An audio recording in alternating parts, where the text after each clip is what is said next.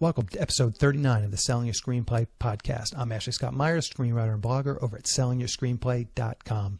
In this episode's main segment, I'm interviewing Melanie Oram. She's the chair of the screenwriting department at the New York Film Academy.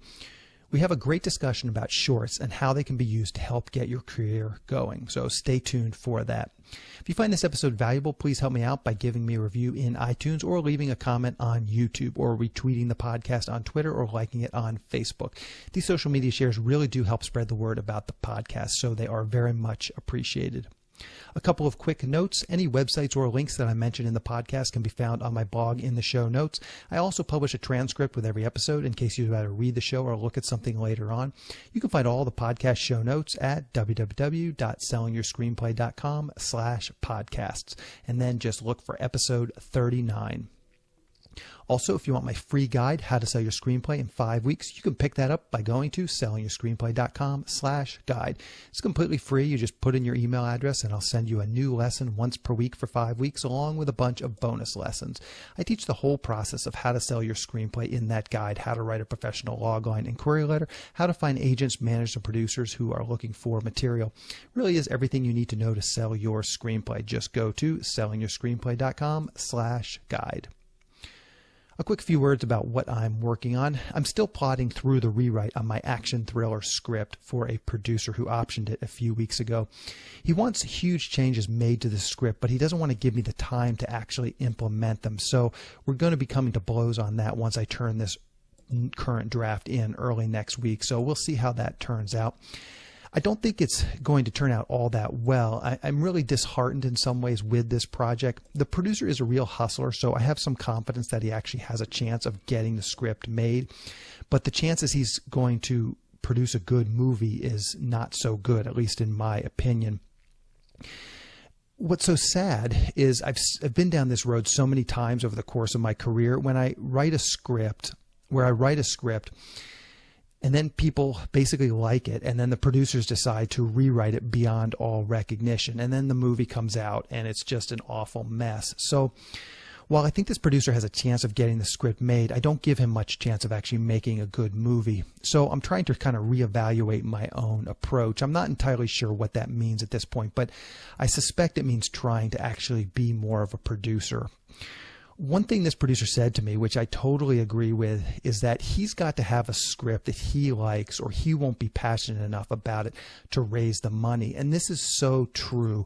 Raising the money and getting a film into production, especially a low-budget independent film like this one, is so hard. The producer has to believe in the script. So while I don't like his notes, I basically agree with his sentiment. So I'm trying to work with him as best I can, but the notes he's given me are just too complicated to implement in the 2 weeks that he wants me to do the rewrite. So we just got to see how it's going to all shake out. Anyways, that's what I'm working on. So now let's get into the main segment. Today I'm talking with Melanie Oram from the New York Film Academy. Here is the interview. Welcome, Melanie, to the Selling Your Screenplay podcast. I really appreciate you coming on the show.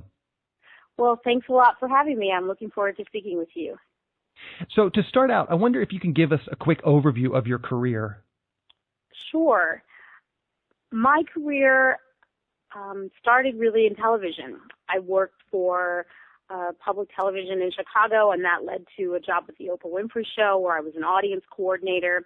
So basically what I would do is if Oprah did a throw in the audience where she said, next up in the audience, we're going to have a woman that can make a whole Thanksgiving dinner for $50 or less, then I would be the person that would find that story or find that person. Or if we were having, mother and daughter reunions, people who hadn't seen each other in 10 years, probably due to abuse or to alcohol or drugs, I would find audience stories that we could plant in the audience. And then in the event that the main stage guests fell through, my audience people would become like the main stage guests or the meat of the show. I always knew that I wanted to get into filmmaking, and so after spending a couple of years at the Oprah Winfrey Show and being in Chicago, I decided to come back home because New York is my home. And after that, I got into working at HBO Sports. I started on a documentary called about Sonny Liston, and I did that. And as is the case for most people, I think, if they're honest, who work in the entertainment field, I was in the right place at the right time, prayerfully, and my boss was getting promoted. And so my boss on the Sonny Liston show was getting promoted to be the coordinating producer on a show that had only aired one episode, and that show was called The Real Sports with Brian Gumbel Show. And he liked the work that I did on Sonny Liston, and he asked me to stay on with him, and I did. And then I worked on The Real Sports with Brian Gumbel Show for the next 2.5, 3 years. I got an opportunity to do another documentary that HBO Sports was producing called Dare to Compete, The Struggle of Women in Sports, which chronicled not everything that women did in sports, but really the particular stories that furthered the cause of women in sports. So we looked at people like Althea Gibson and Babe Diedrichson and that type of thing. Mm-hmm. We were really fortunate in that our timing, again, was perfect. And at that time, Hillary Clinton was running to be senator for the first time from New York. And we asked her to do the forward, or the opening on-camera forward to the piece, and she agreed. Mm-hmm. And she liked the film so much that she invited us and the, executives from HBO to premiere the film at the White House. And so we did. Wow, that's great. That's awesome. Yeah. And the film went on to do really well. We won a Peabody Award for that film. I went back to Real Sports with Brian Gumbel and won an Emmy while I was on that show. And then after that, I realized I was getting further into television and getting farther away from filmmaking. And so I went back to school to get my master's in master's in fine arts, in the film department at Columbia University, and I did that. While I was there, I produced a short film called Alike with a director by the name of Randy Doughton. That film won the Student Academy Awards in 2004. And from there, I went on to shoot and write and direct my own short film called Shook, which got picked up by Showtime and ran pretty solidly for a year, and now even sporadically will come on from time to time. So that is my history. That's what I did before I got to NYFA. And then coming out of Columbia, I collaborated with Randy Doughton again and another writer from Columbia whose name is Nikki Delonico, and we joined together and created a writer, director, and myself as the producer team, and we won a $100,000 grant as seed money for an independent picture that we're trying to produce, or we're still trying to produce, called Indelible, which is the story of this woman who is an African-American scientist who struggles to get the cure for a disease that killed her husband and threatens to take the life of her teenage son. So and we're still in the part. And that $100,000 grant was the seed money. We've picked up a little more than over another $100,000 in grants. We've raised a little bit more than about $180,000 in investment dollars, and we've shot about 80% of it. We're looking to get the last money in place so that we can finish the shoot and finish our post-production. So that's my professional life. And now I am the chair of the screenwriting department at the New York Film Academy in New York. Perfect. So one of the things that the New York film scene has always sort of been known for is being, independent versus the Los Angeles scene, which is driven by the studios. Let's start out just by talking about the differences between a studio film and an independent film. What do you see kind of as the differences? I think that the independent films, or the films that come out of New York that are more independent-based, are more character-driven stories. They're smaller stories that can be shot for smaller budgets.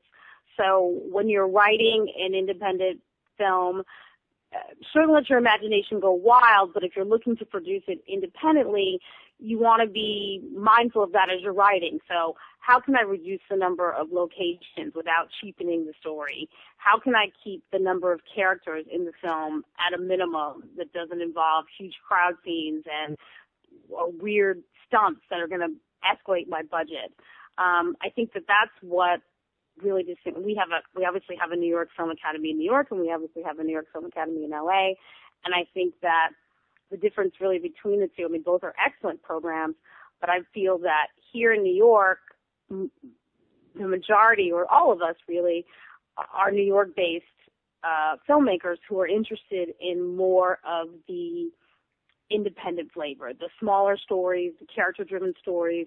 And they don't necessarily have to be dramas, they can be comedies, but they're stories that you can make on a shoestring budget and still be effective in telling the story that you want to tell. And I think that a lot of our teaching is geared towards that.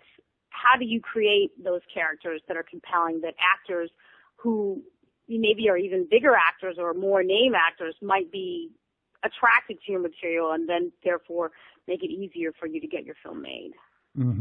I'd be curious to just get your thoughts. I was trying to explain this to my mother a couple months ago, and one of the things is when people say independent film, a lot of times they're referring precisely to what you're talking about, sort of this art house Sundance film. And there's also a whole nother segment of independent film, which is, sort of the Roger Corman type of film, the genre film. You go to someplace like American Film Market and there's a gazillion action films. How do you see those as sort of fitting in? And sometimes there's sort of some crossover between the two. How do you see those types of genre films fitting into sort of your definition of independent film? Well, I think from a strict sense, an independent film is something that is funded outside of the studio system. Right? So if your producer is an independent producer and is raising the money and bringing all of the elements together, the director, the producer, the cast, the crew, to create a film, that film can be whatever you want it to be. You can do a Roger Corman-esque, horror type, film, or you can do a sort of on the budget, on a smaller budget action film. But I think when we're talking about, and I think that's really the distinction, so that's like the broad definition, right? That's what it is. It's not getting funded, by a big studio. You may, as an independent filmmaker, and prayerfully you will, be able to connect through, major major film festivals like Sundance, like Tribeca, like Toronto, where a lot of business gets done. You would hopefully be able to catch the eye or the attention of a major or even a minor major, studio that would then do basically negative pickup and take your film off your hands and distribute it. But I think that when we're talking about, when I say we, the screenwriting faculty at New York Film Academy, I think we are looking at more of sort of the art house genre, right? Which is a very, I think it's a smaller niche, but I think it's a chance to explore stories that are not mainstream, stories that are interesting, that are, like we said, character driven. And I think that's what we're talking about. So, yeah. I mention it because I think it's somewhat ironic. The studio films obviously get the most press, and then these art house independent films. But I actually think from a screenwriting perspective, your chances of selling one of these sort of, low budget genre films is actually the greatest, but they seem to get the least amount of attention. And mostly I think it's because so many of them are just so god awful that, right. People don't talk so you said that, so I can guess. So, right. I think that, right, it's harder to make the genre films, on a low budget. And so a lot of times, the quality of the film it suffers, I think it is a hard sell. It's not an easy sell for a first-time writer to get someone, interested in a quiet, either comedy or drama that's character-driven with no fancy explosions, with no blood spurting from someone's neck, with no, no fancy tricks. But I think it's worth doing. I think art that's worth seeing. I think we're committed to making the art that we want to see. You know what I mean? And most of us are sort of in a place where, we want to be able to create art that we want to see, as opposed to art that we think will, appeal to the masses. And I believe, and I think a lot of the filmmakers that I work with at the New York Film Academy believe, that we are in a situation where if the quality is good, it will get the attention. like the audience, kind of like you build it and they will come kind of thing. I mean, taking from a major film, but, I think if the quality of the film is good enough, even though you're working outside of the system, you're working against, tremendous odds, you can get the attention if you're able to create a film of quality. And I think that, and I mean, this is no secret to people that are writing independent films, if the quality of the film is good enough, sure, the dream is that you would get some A-lister to say yes. But I think that there's other avenues that you can take to get your film made as well. I mean, there's lots. I mean, TV is not what it used to be. It's not like this ghetto for actors anymore. But I still think it doesn't have. I mean, nothing has the cachet of a huge studio picture and the Oscars, right? That's sort of like the top, right? So I think it's definitely possible, though, for you to get TV actors, say, who are well-known, who haven't really made the crossover from television to film and are looking for that small vehicle that might give them shine, that might allow their real acting chops to come through. And I think that's where your window is, because obviously trying to get one person, even just one actor who is of some note attached to your project can be the key to getting it made. Okay, so let's talk about independent film. If a screenwriter, they have a concept for an idea, are there some sort of things that you can give us for them to decide, okay, this is my idea, how do I decide if it's going to be a studio film or if it's going to be an independent film? Some sort of things to look at. I mean, studio films, they seem to follow a stricter template. The structure has to be more, dead on. Action scripts have to have action every 10 pages. Are there some things that, people need to look at as far as the independent film and what they have and how they can construct that? Right. I mean, I think that your studio films are, for them, we teach this too at the New York Film Academy, are more high concept, right? So you have a husband and wife who are hit men and hit women in secret, and it turns out they get a contract to kill each other. Okay, well, that's Mr. and Mrs. Smith. Right? That's a high concept film. Like, I get it in one sentence. In one sentence, I know what that film is about. Like, it doesn't really matter what the script, I mean, it does matter, but I mean, in selling it, I don't have to know every word or every scene. That enough is a hook, right? But a smaller film, like, say, I mean, I'll go way back. Let's say Clerks, something, that takes a look at, ordinary working people in in an ordinary working place. I mean, you can't really describe Clerks in one sentence. It's really about the characters and the journey that those characters take in that small window of time. I also think that smaller films or independent films work best, and I mean, this is sort of just an axiom of writing, when the time horizon is shortened.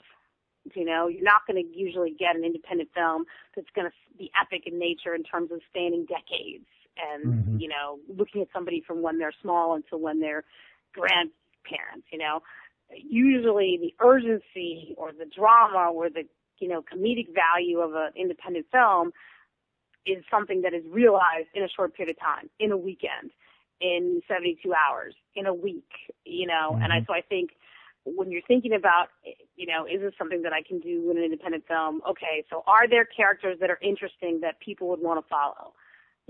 I think in terms of your storytelling, yeah, sure, the film could follow a traditional 3-act structure because, 90% of the films that we see, either independent or, studio films do follow that. But there's also a lot of untraditional narrative forms that films have been made in the independent arena, which are wonderful. I mean, one of my favorite films is Memento, right? Which follows a complete. I mean, it's very well written, but it's written in a completely unconventional style.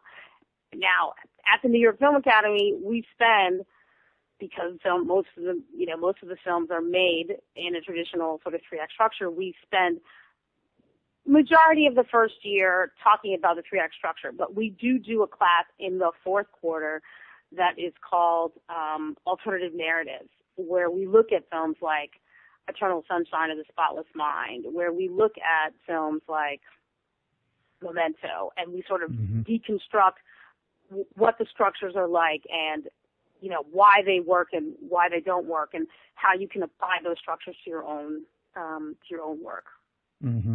Let's back it up. You had mentioned you started to touch on some of the sort of the practical considerations. I wonder if you could just talk briefly about some of the practical considerations that a screenwriter must, you know, keep in mind as they're writing a low budget independent film.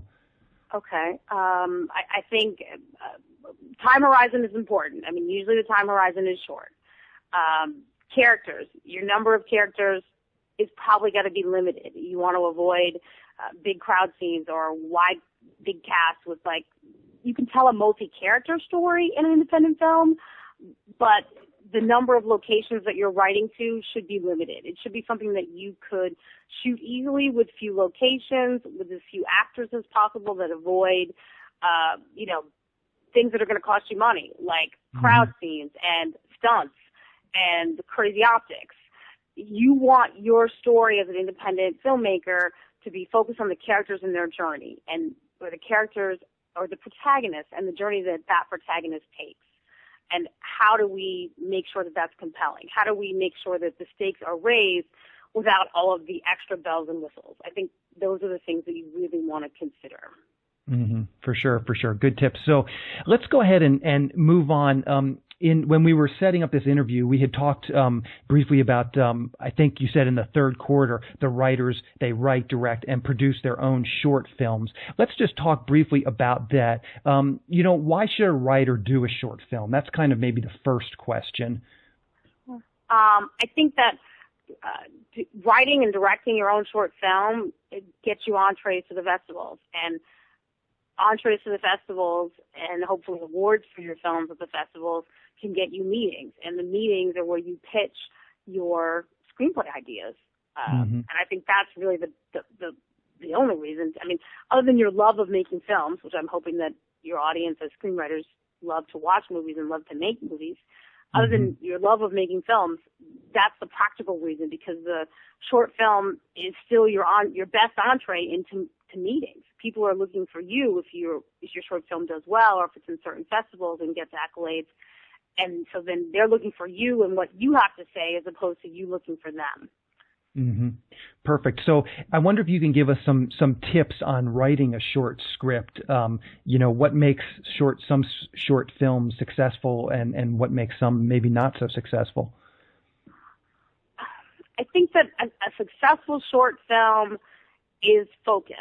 And when I say that, I mean that I think some beginning writers make the mistake of trying to take a feature idea and condense it into a short film, and it doesn't work. It's very and so the idea on short film is, it needs to be like 15 minutes or less. If it's 20 minutes, it has to be the most solid 20 minutes in the world. And I say that because as someone who's written and directed their own short film, I think that programmers, ultimately, if you want to get into festivals, you have to get past the programmers. And so programmers are thinking, well, I want to fill seats. They can fill seats with short programs. The more shorts that they have, the more seats they can fill. So if your film is 22 minutes or 30 minutes, unless it's the most incredible 30 minutes in the world, it's really hard to program. If your film is 8 minutes, it's 10 minutes, it's 12, it's 15, it's 17, then they can still put you in a program of 2 hours, and they're going to be able to include more films. So not to say that you're not the most awesome writer in the world, but I would say that when you're creating a short film, you want to create it with that in mind, because your job as a short filmmaker is to get into the festivals. So keep it brief. I think make the story focused. It can't be like a 3-character, multi-character journey in most cases. Tell a story about one protagonist, a single protagonist that has a real goal, that has urgency and stakes. It doesn't have to be resolved by the end, but the protagonist does need to make a decision. They need to make a move in one way or another. We have to feel at the end of the short film that there's growth and transformation. Mm-hmm. I'd be curious to hear your opinion, especially since you're more from the independent scene and maybe not as tied, and stuck on structure. But what do you think of the 3-act structure as, it relates to a short film? Should screenwriters be looking at those Blake Snyder beats and trying to get those into their 10-minute short? Yeah, Blake Snyder and Save the Cat, obviously those are staples that any writer should read and follow. I think there's still value in the 3-act structure for a short film. I think it's possible to tell a short film using an alternative structure, but I think you have to be really good because you don't have as much time.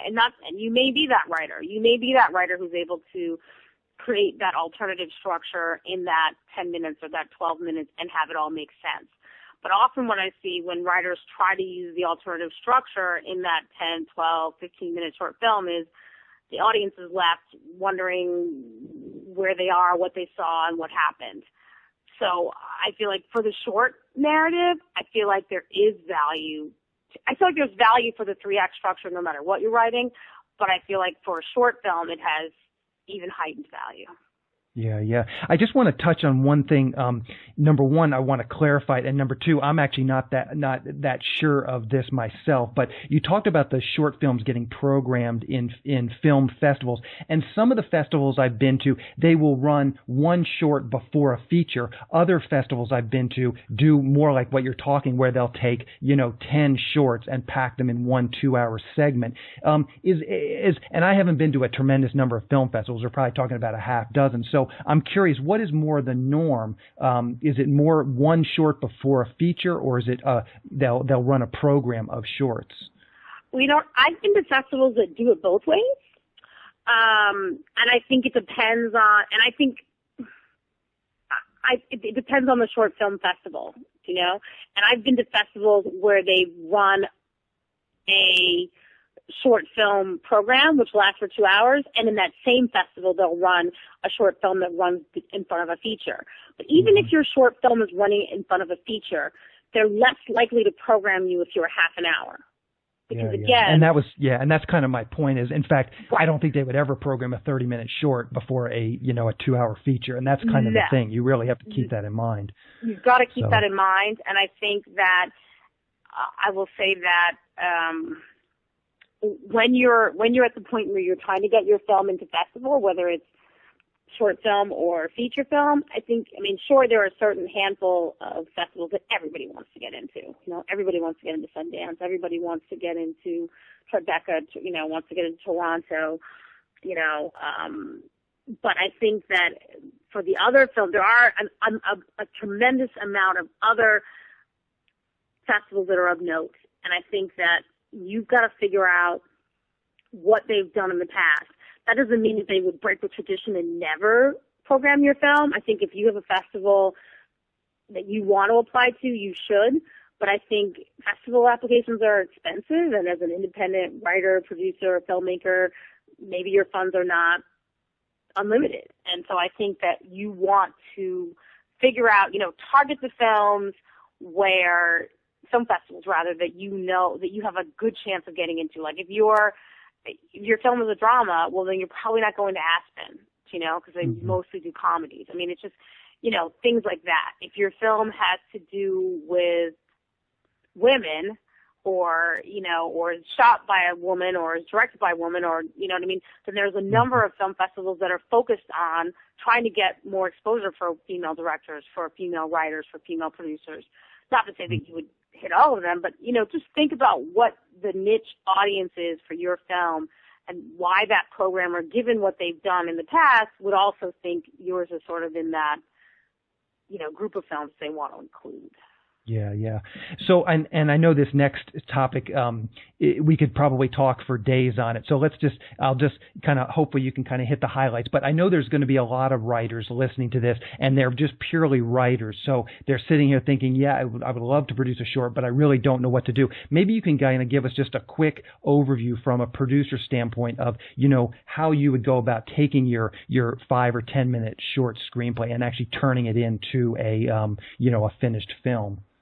Okay. Now, are you looking from the standpoint that this independent writer wants to collaborate with someone else who's a producer, or am I giving advice from, hey, I'm a writer who just wrote a 10-minute short and I want to produce it myself? What are you? Yeah, let's start there. Let's start just with someone who wants to produce it themselves, because I suspect that there's probably a lot of writers that they may not know anybody to collaborate with, so ultimately it's going to fall on their shoulders to get the thing done.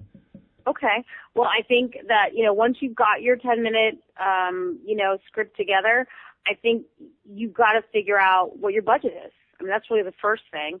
Like, what are your resources and what can you shoot this film for? Now, there's two ways that you could budget. You can go through the film and say, okay, this is what it really costs to make this film. Or you can say, I have this lump sum of money and this is all that I have, and I'm going to make the film for this budget. And then I think that what you're looking for is, because all independent films, sure, you need to pay people, but I think some of it can be worked out through barter. One of the first films that I worked on when I was in film school was for a director whose uncle owned a catering house. We had to feed crew and we had to feed talent. And the uncle was like, well, I'm not going to give you any money, but I'll do all your meals. I'll do all your hot lunches and dinners. Okay. Well, that's something. Maybe you don't have an uncle who runs a catering house, but maybe you have a mom or a grandmom or an aunt who cooks. And you can say to them, look, I'm trying to make this film and I don't have a lot of money. Would you agree to, doing a meal a day for me for 3 days or for 4 days or whatever it's going to take you to shoot? Then I think, the locations that you choose or that you secure are going to really reflect the kind of movie that you're going to see, because it's images, right? It's not just about the words on the page, but it's what they see. So you obviously want your locations to be of the highest quality. Okay, well, what can you do? Okay, so locations cost money. But again, think about how you can barter. Like, if you're putting together a crew that's going to shoot for you, that's going to light for you, that's going to do sound for you, you have actors that want to act. Maybe there's a restaurant that is only open Tuesday through Sunday. Monday they're closed. Maybe they would let you shoot on a Monday when they're not open anyway because they'll make some money. And you can barter for a lower amount. Or, maybe you're shooting overnight. You know what I mean? Maybe you're starting at 10 because they're closed at 11, and so you can come in and set up, and then they let you shoot overnight, and you just pay the cost for not actually keeping it open, but for not keeping a full staff open, but just for the cost of what it would cost to have one person stay and make sure you don't rob the place. In the absence of that, maybe it's another barter situation where maybe this location would like a short, sort of mini documentary done about their place that they can put on the internet that talks about how cool and how fun it is. Maybe you could shoot a 5-minute thing for them in exchange for, letting them shoot your location. So I think, how can you barter for the things that you need? And then I think talent. This is not the time for you to get your cousin who's always wanted to be an actress into the film unless you're sure that your cousin can really pull off the role. You're much better off, either trying to contact local film schools or acting schools, or maybe actors are looking for parts that they can put on their reel, or looking for quality scripts they can sort of appear in, or, posting ads and, actually getting real talent to come in and audition and work for you. So I think, figuring out where you can barter and cut corners, what your budget is, and, choosing great locations, again, on the barter system, or being creative about how and when you shoot certain places, and using real talent, I think, is like the key to like getting your film off the ground. Yeah, that's a good tip because, as you say, there's so many people just say, I'll just use any old person as an actor, and people don't realize there's a lot of short films can look ridiculously bad if you don't have decent actors. I wonder if you can just quickly run through just some of the sort of the technical things. I mean, maybe recommend like a low-budget camera that people could buy, computer software for editing, some rough prices in terms of what people are looking at spending to get some of this equipment. Okay, so I have to say that pricing is not necessarily my strong point. Mm-hmm. But I would think in terms of software, editing software, I mean, Final Cut Pro can be bought relatively cheaply. It's easy enough to learn, and it will give your film the quality that you need, to shoot what you need to shoot with. Or what you need to not to shoot with, it give you the quality that you want to showcase what you've shot. I think in terms of cameras, I mean, what's awesome about cameras now is that there are so many that can be bought for very little money and that still have a high quality look to them. I would avoid the idea that you would shoot your film on your iMac or your phone, unless you're going for sort of a kitschiness that maybe would be fitting of that. But I think there's a number of different cameras, I mean, that you can buy that might be able to do what you want. And again, if you're a screenwriter, I'm not sure that buying a camera is the way to go. I think that if you're a screenwriter that wants to get a film made, you're better off trying to find an aspiring cinematographer, maybe even a cinematography student who might have access to more bells and whistles than you could ever imagine, but who's looking for quality material that they can shoot. And then you can, and that can be done by, again, putting ads out and, looking at what they've already shot, checking over reels. And certainly trying to connect with local film schools like the New York Film Academy. We have an amazing cinematography department, and they're always looking for quality work that they can shoot in an interesting way that would, boost their reel. So it's a win-win. You get a film that looks like it was shot by a professional, and they get a film that was written by somebody who's like them, an aspiring professional, that is worthy of what they're going to shoot. Because pretty pictures about a story is just boring, and a well-written script that's shot poorly is horrendous as well. So I don't know that I would. I mean, I think the editing is something that you can do at home on your Mac and that you could learn. And I think there's, just like I would always suggest to writers that Final Draft is the way to go, I would say that there's value in purchasing, Final Cut software. But in terms of cameras, I don't know, the technology changes so much. And as a screenwriter, unless you're looking to be a cinematographer, I don't know that a camera is the best use of your money. Do you know what I'm saying? Yeah. No, I totally agree. I think that's a good tip. You're much better off finding someone who is an expert at that because it's a pretty complicated endeavor to become a cinematographer. Right. And I mean, it's not just so much about the camera, because you can have a red camera, a top-of-the-line camera, and if it's not lit right, it's going to be crap. So, so you're buying the camera, so now are you also then purchasing lighting equipment or renting lighting equipment? And as a writer, do you know what lighting, you know what I mean? Like, I think the awesome thing about making a movie is that no one person holds all the cards. So even as a writer, if you're driving the engine, you have a script that you want to produce, I guarantee you that you can find a group of people that will become as passionate about your work as you are and want the opportunity to shoot, want the opportunity to light your film, want the opportunity to do sound. Quality material draws quality people, and you can, you know what I mean? I think that's the way to look at it. Yeah, for sure. So one of the things I think a lot of people, as they're getting into shorts and making a short, sometimes they have unrealistic expectations, and they feel like if it doesn't go viral or if it doesn't win some major awards, it means it's not a success. And I always try to emphasize that, that's not necessarily the case. There can be a lot of benefits. And I wonder if you can just speak to that, because I'm sure all your students, I'm sure all their shorts don't go viral and don't get into the major festivals, but that doesn't mean they didn't get some value out of the experience. No, I mean, I agree. I mean, I think that screenwriting, and this is what we talk about all the time at the New York Film Academy, is a craft.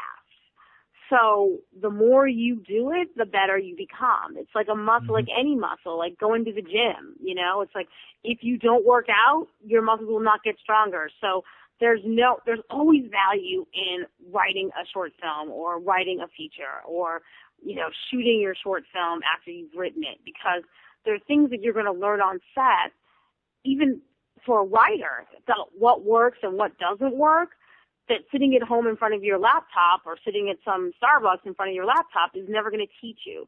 So even if your film doesn't go viral or doesn't get into the big festivals or doesn't win like 1,000 awards, there's still value, because every project that you do is a chance for you to learn more and to become better at your craft. And that really should be the goal. I mean, sure, everyone wants to be paid to be a filmmaker, but you can only do that once your craft has reached a certain level. Yeah, for sure. So let's talk about the New York Film Academy for a minute. Can you kind of give us a brief overview of what exactly you guys offer there to up-and-coming writers? Right. So we, at the New York Film Academy, we do a year-long program. That's sort of like here in New York, I'm going to talk about. We do a year-long certificate program that allows students to come out with a very strong body of work. You get the chance to write and revise a screenplay. You get a full-length feature screenplay. You get the chance to write a first draft of a second screenplay, of a full-length feature screenplay. You get the opportunity to write a spec script for a television show, which if you're, and we've had people come, writers come and talk from television shows, from films, and we do that all the time with the New York Film Academy. And one of the things that all the television writers that have come to speak to the students have in common is that they were like, okay, yeah, we wanted to make films, but now that I'm on a successful television show and I'm writing for television, people are coming to me and asking me what ideas I have for features, as opposed to me trying to get to them. So I think people think, I don't really want to write television, I just want to make features. Sometimes writing for television can be an entree into that. In order to do that, you need to have spec scripts.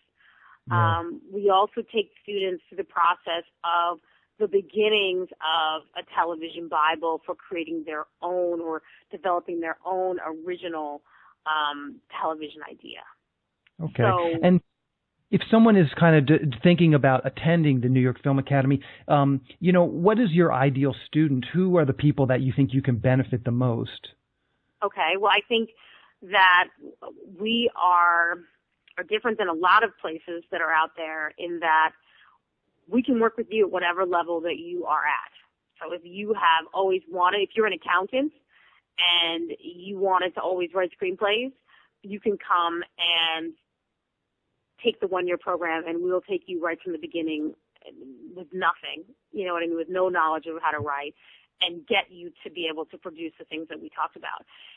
And or let's say that you are in business somewhere, you are a lawyer, and you have 2 months off, and you just want to be able to take a break. You can come and take our 8-week screenwriting program, and still leave the 8-week program, with a full-length feature screenplay. Or let's say that you are a teacher and you can't quit your job, but you've always wanted to write a screenplay.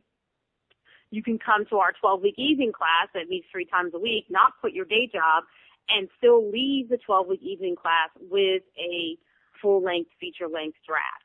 So if you're somebody that's never written, that's okay. If you're somebody who has a little bit of experience, maybe has taken a few writing classes but has never been able to really finish a screenplay, or maybe you had some ideas but you weren't sure about how to develop them, then you can do that as well. I think we take you wherever you are, and then we develop your skills from whatever level you're at. But there's no shame in not knowing anything. There's plenty of people that come to the Film Academy not knowing anything except for the fact that they love movies and they've always wanted to write a movie. And we take them as though, and we take them all the way through the process. It's fine. Perfect. So what's the best way for people to keep up with you and potentially contact you if they want to learn more? Sure. You can reach me at my NYFA email address, MRW Oram. It's my last name. MRW Oram, ORAM, at NYFA.edu. So M like Melanie, R like Renee, W like Williams, Oram, which is my last name, ORAM, like Mary, at NYFA.edu. My apologies. Perfect. And I'll double check that, and I'll put that in the show notes so people can find it and get directly to it. Are you on Twitter, or maybe you want to just mention the NYFA website if they want to check that out? It's just NYFA. .edu. That's where you Perfect. Can find out more information about NYFA. Absolutely. Perfect. Well, Melanie, you've been very generous with your time. This has been a great discussion. I know I've learned a lot, so hopefully other people will too. I really appreciate you coming on the show. Great. Well, thanks a lot for having me. I really appreciate it. It was a lot of fun. Just a quick plug for my email and fax blast query service. Just in the last year, I've optioned 4 scripts, sold 1 script, and got 1 paid writing assignment. All of this came from using my own email and fax blast query service. Here's how it works. First, you join SYS Select. Then you post your logline and query letter in the SYS Select forum. I review your logline and query letter and help you make them as good as they possibly can be. Then you purchase the blast and I send it out for you. The emails are sent as if they're coming from your email address, so all replies go directly back to you. You can exclude companies if there are specific companies you don't want to send to. Check out www.sellingyourscreenplayselect.com to learn more. In the next episode of the Selling Your Screenplay podcast, I'm going to be interviewing Marcus Blunder. Marcus is a writer and director. His debut feature film, Autumn Blood, was just released. We talk about how that script came about and how he ultimately got the film made. So keep an eye out for that episode next week. To wrap things up, I just want to touch on a few things that Melanie talked about. I actually did an episode on short films, which I would highly recommend. I'll link to it in the show notes. It's episode 4. If you don't have any screenwriting credits, I really do believe this is the best way to jumpstart your career. Actually, working with other filmmakers and seeing your material turned into film is a huge education. There's no money in shorts, so it's certainly not the end game, but it's pretty easy to get a short produced, and it's a great way to get out there and get in the filmmaking scene in your local community and start to build a real screenwriting resume. If you work with a good producer, he'll make sure that the short gets posted on IMDb, so these credits will actually add up, and there'll be stuff you can use in your query letter. You'll look like a real screenwriter with actual credits on IMDb. So, and in addition, you'll be learning a ton just about the filmmaking process, how things get transformed, how actors see your stuff, how your stuff gets read, how your stuff gets changed. It's just a huge education. So I just highly, highly recommend that people really consider this, especially if you're just starting out. My other podcast episode goes into some additional nuts and bolts about how exactly to go about writing and then finding a producer for your short film script. So check that out if you want to learn more. Anyway, that's the show. Thanks for watching.